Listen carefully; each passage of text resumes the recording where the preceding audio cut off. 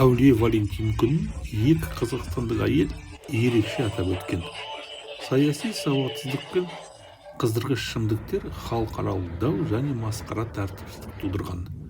14 ақпанда Анталиядан Астанаға бет алған ұшақтың ішінде Гүлшат пен Нұршат украиналық жұппен сөзге келіп, келіспеушілік тез арада төбелеске айналған.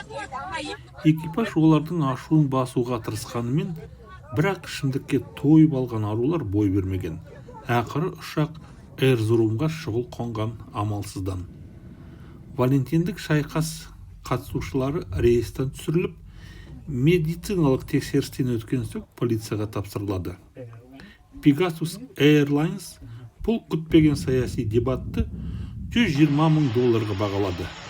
Дәл осы қаражат мәжбүрлі қону және жанармай шығындарына жұмсалған. Ал енді орыс әлемін қолдаушылар өз көзқарастарын тек жұдырықпен емес, қалталармен де дәлелдеу керек.